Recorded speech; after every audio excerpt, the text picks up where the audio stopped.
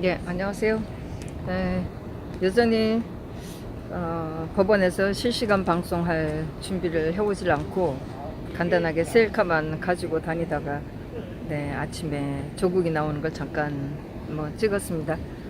좀 시간이 있어서 또 저는 그런 거를 그렇게 대단하고 느끼지는 않아요. 박 대통령 때는 그렇게 절실한 마음을 가지고 했지만 조국이나 온다고 해서 그 모습이 그 모습이죠. 뻔뻔스러운 얘기고 또 우리는 멀리 떨어져 있기 때문에 그 인간이 하는 얘기가 들리질 않아요. 오늘 아침에 아마 김태호 수사관이 증인으로 나오도록 돼 있었나 봐요. 그래서 거기에 대한 얘기를 한 것 같은데 조국이가 김태호 수사관이 부당하게 제보를 했다는 식으로 얘기를 했나 보더라고요. 진짜 너무 뻔뻔스럽죠. 그런 거 듣고 있으면 우라통이 터지죠.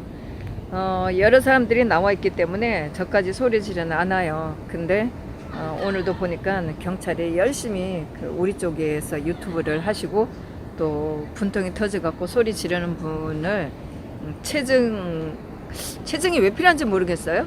그냥 체증을 열심히 하고 있는 거는 좀 봤습니다. 나중에 보니까 좌파들 쪽에 가서 조국이는 죄가 없다. 조국이 응원하는 그런 모습의 사람도 찍기는 하더라고요. 예, 그래서 오늘 조국의 재판에는 번호표를 받지 못해서 들어가지 못하고 오늘 양승태 대법원장 재판이 있는 줄 알았는데 그것도 없고 해서 김원경 환경부 장관 또 신미수 청와대에서 일했던 여자 이 두 사람의 환경부 블랙리스트라는 재판에 오랜만에 들어와 봤습니다. 이 재판이 벌써 작년부터 시작이 됐기 때문에 곧 끝날 때가 되지 않았나 싶어서 왔더니 11시부터 재판이 시작된 거였어요. 네, 그랬는데 그걸 보다가 제가 톡방을 또 봤죠. 톡방을 보다 보니까 어제 아마 박 대통령에 대한 민사 소송이 있었나 봐요. 소송의 그 항소심 판결이 있었나 봐요. 2016년도에 박 대통령 사건이 터지니까 노무현의 사위 각상은이가 그 피해자를 박 대통령 때문에 스트레스 받았다고 하는 피해자를 모아서 5,001명 각상은까지 포함해서 5,001명이 박 대통령을 상대로 해서 50만 원 각각 50만 원 손해배상을 청구한 사건이 있어요. 1심 때는 제가 그때도 물론 가보지를 못했죠. 사건이 그 사건 기록만 제가 사건에 대한 것만 가지고 있다가 선고 난 걸 몰랐고 그때에 도태우 변호사가 변론한 걸로 알고 있어요. 그때에 승소를 했어요. 네, 그랬는데 제가 그 이후로 계속 재판을 그렇죠. 이 재판이 열린 거를 제가 계속 보관을 하고 있으면서 추적을 했는데 막상 그 재판하는 날짜를 제가 못 가봤어요. 예, 그랬는데 1심 선고했다는 걸 알았고 제가 나중에 아마 도태우 변호사가 그 재판을 변론하는 걸 그만뒀다는 얘기를 듣고 제가 연락을 해봤더니 아마 대통령께서 그 더 이상 변론을 하지 말라 이렇게 결정하셨나 봐요. 그 이유에 대해서는 얘기를 안 하셨고 그래서 항소심이 어떻게 되는지 굉장히 궁금해하고 있었는데 이게 아마 2008년도나 이렇게 아마 1심 선고가 났을 거예요. 이렇게 재판이 잘 열리지가 않아서 제가 여기에 대한 걸 추적을 하지 않고 있었는데 어제에 6월 18일 날 이게 항소심에 대한 선고가 났다고 이렇게 기사가 올라온 거였어요. 예, 그랬더니 항소심에서도 박 대통령이 이기셨다고 그 5,001명이 고소를 했는데 중간에 이제 사람들이 빠졌었나 봐요. 그래서 4천 몇 명이라고 됐어요. 그랬는데 이 사람들이 패소를 했다고. 1심 때 제가 듣기에는 정신적인 스트레스다 이렇게 했으면 그 스트레스를 받았다는 것에 대해서 증명이 돼야 되는데 그 증명이 안 됐다. 그래서 이렇게 패소를 했다는 거였는데 여기는 어제 보니까 제가 어제 연합신문에 난 거가 톡방에 올라온 것도 있었고 여기는 보니까 월스트리트 경제예요. 아마도 기자가 한두 명 와갖고 풀로 해서 자기가 취재한 걸 나눠줄 수도 있겠죠. 그러니까 기사가 비슷해요. 여기 월스트리트 경제에 나온 것도 제목이 시민들 국정농단 정신적 피해 배상하라 2심도 패소 이렇게 나왔는데 소 제목에 가서 보면 법원 탄핵의 연민 느끼는 사람도 개개인 감정은 주관적 이렇게 나온 거예요. 제가 탄핵의 연민 느끼는 사람도 이걸 보고 깜짝 놀랐어요. 뭐 사실은 뭐 지금까지 박 대통령의 탄핵에 대해서 이렇게 연민 느낀다는 이런 제목이 나온다는 건 상상할 수도 없었죠. 어떤 판사인지 사실 이 재판에 가봤으면 참 좋았을 텐데 이렇게 했습니다. 결국 패소를 했고 여기 기사를 보면 네, 판사가 민사 35부 판사가 배형원, 조광국, 하태현 부장판사였다고 하네요. 뭐 이것들이 이 시민단체가 다시 대법원에 상고를 할지는 모르겠어요. 그래서 지금 현재 남아있는 사람이 4,400명 박 전 대통령을 상대로 낸 손해배상 청구 소송의 1심과 마찬가지로 원고 패소 판결을 했다. 사실 지금 우리가 이게 다니면서 많이 고소도 당하고 하는데 특히 뭐 지금 통영에 있는 여자가 또 고소를 한 게 있죠. 민사소송 300만 원 고소를 해서 지금 세 분이 재판을 받고 있다고 알고 있는데 정신적인 피해를 입었다고 하면 이걸 증명을 하도록 요청을 하세요. 법원에다가 어떻게 피해를 당했는지 꼭 요청을 해서 이게 기각되도록 하시길 바랍니다. 정신적인 피해를 당했으면 그 병원에 가서 치료를 받았다는 영수증이 있어야 되고 그거를 증명을 해야 돼요. 그러니까 말로만 정신적인 피해를 당했다고 해서 될 수가 있는 게 아니거든요. 제가 각상언니가 이 지지자들하고 5,001명이 박 대통령 상대로 정신적인 피해 운운하면서 고소했다는 얘기를 듣고 제가 너무나 기가 막혔어요. 저야말로 노무현 있을 때 진짜 정신적인 피해를 제가 엄청 당했거든요. 제가 그때 외국 업체에서 손님 오면 공항에 가서 픽업을 하고 오는 내내 정말 너무 스트레스 받았고 그 얘기를 막 했었어요. 뿐만이 아니고 김대중 때도 마찬가지예요. 제가 1년 동안 신문을 보지 않았던 사람이에요. 노무현 때도 제가 1년인가 2년을 신문을 안 봤어요. 그리고 노무현의 저질스러운 말에 저질스러운 행동에 저야말로 정신적인 폐가 아니라 진짜 스트레스 받은 사람이 저예요. 그리고 지금도 집회 다니면서 서로가 욕하고 하는 것에 대해서 피해 당했다는 거 정말 하셔야 돼요. 그리고 동지 여러분들도 혹시라도 모르니까 기분이 안 좋다 병원에 가서 치료 받으시고 영수증 보관하셔야지만 여기에 대한 피해 보상을 청구할 수 있고 또 상대방에 대해서도 이걸 청구할 수 있습니다. 그러니까 그걸 하시고 여기 또 기사를 더 보면 재판부는 피고 박 대통령이죠. 박 대통령의 행위로 국가적 사회적 법이익이 법입니다. 법리적인 이익 법이익이 침해됐더라도 이 사람들이 무슨 법이익이 침해됐는지 제가 잘 모르겠어요. 공적 법이익을 침해하는 범죄에 대한 국민의 반응과 관심도는 사람마다 다를 수 있다고 지적을 했다. 예, 이렇게 해서 우리가 언젠가는 박 대통령에 대한 재심도 청구를 해야 될 겁니다. 예, 그리고 이어 정치 성향과 가치관 등에 따라 피고의 행위로 분노와 실망을 느낀 국민이 있는 한편 오히려 피고가 부당하게 탄핵과 형사처벌을 받았다고 생각해 연민을 느끼는 사람도 있을 수 있다고 설명했다. 똑바로 판사가 상황 파악한 거죠. 그러면서 비록 피고의 직무상 위법 행위와 그로 인해 촉발된 일련의 상황으로 분노 등 주관적 감정을 느낀 국민이 있더라도 모든 국민이 배상이 필요한 정도의 정신적 고통을 겪었다고 단정할 수는 없다고 판단했다. 우리는 문재인에 대한 정신적인 피해뿐만 아니고 이 나라가 내가 낸 세금이 얼마나 강탈당하고 얼마나 허공에 날아갔는지 문재인을 상대로 해서 실질적인 배상까지도 요구해야 될 그런 상황이에요. 그러면서 박 전 대통령을 상대로 제기된 여러 건의 민사소송 가운데 항소심 판단이 나온 것은 이번이 처음이다. 다른 건은 제가 잘 모르겠는데 박 대통령이 고소한 사건이 있어요. 그 기자들을 상대로 해서 2건이 있다는 걸로 알고 있거든요. 예, 요것은 박 대통령이 고소를 한 거기 때문에 이것은 당연히 박 대통령이 이겨야 되겠죠. 엉터리 기사를 써서 한 거기 때문에. 그리고 뭐 여기 있네요. 여기 또 있네. 노무현 사위인 각상은 네가 4,900명, 사실 실제로 했을 때는 5,100명입니다. 2016년 12월 박 전 대통령을 상대로 가장 먼저 같은 취지의 소송을 제기했으나 이 사건은 아직 1심 재판이 진행 중이다. 이건 다른 건이네요. 각상은이 한 거는 1심 진행 중이고 아직 항소 단계네요. 이것이 아마 다른 재판이었는데 이거는 제가 추적을 못했네요. 이거는 또 어떤 인간들이 했는지를 잘 모르겠어요. 하여튼 각상은이도 마찬가지입니다. 패소할 겁니다. 박 대통령이 이길 겁니다.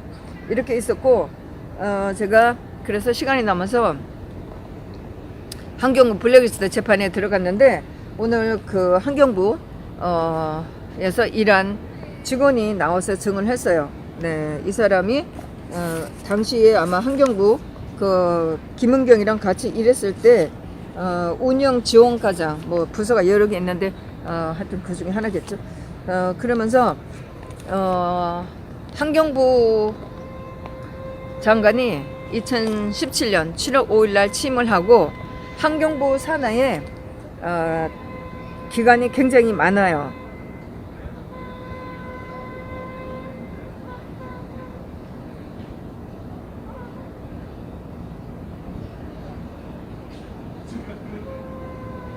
네.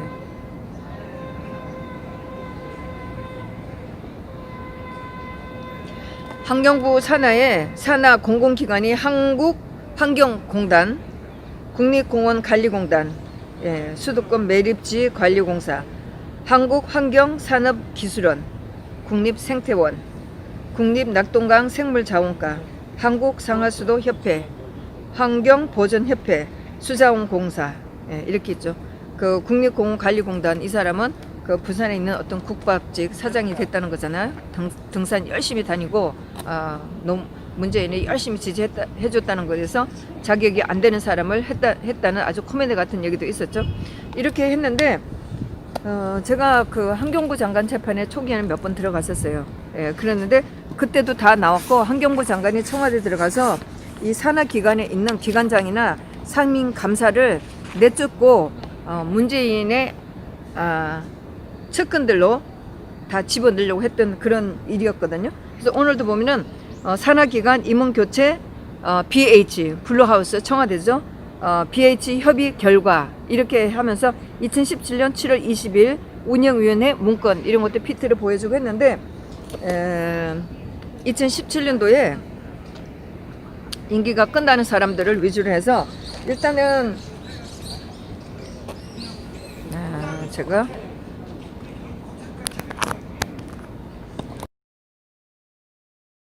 2017년도에 임기가 끝나는 사람들 위주로 해서 먼저 내보내고, 그리고 임기가 정해져 있잖아요. 2018년 뭐 이렇게 정해져 있는데 이런 사람들이 있으니까 함부로 내보낼 수 없으니까 일단은 오늘 하는 얘기가, 이 사람은 이제 환경부에서 오래 이제 근무를 했으니까 환경부 장관한테 건의랄까 아이디어를 줬다고 할까 이렇게 얘기를 한 거예요. 일괄적으로 산하기관의 기관장이나 상임이사들의 사표를 받고, 그리고 거기에서 추려서 다시 자기네가 쓸 수 있는 사람은 사표를 반려하든가 이렇게 하기로 했다. 그러니까 환경부 장관이 그렇게 하도록 하라 이렇게 했고, 이 기관장이나 상임이사들을 전부 다 명단에 적어서 청와대에 가서 제가 초기에 들은 얘기입니다. 이렇게 표시를 틱 표시를 하고 나면 그런 사람들을 빼든가 넣든가 이렇게 해서 계속 사람들 넣고 빼고 한 거였었어요. 그래서 오늘 이제 검사가 물었어요. 이 사표를 반려한다든가 아니면 내쫓을 사람, 물론 이렇게 험악한 말은 쓰지 않았습니다. 교체라고 그랬습니다. 이런 사람들을 교체하든가 사표를 반려하든가 교체를 하든가 이런 사람들의 기준은 뭐냐 그랬더니 전임 정권 하에서 임명된 사람들, 즉 정당에서 추천한 사람들, 또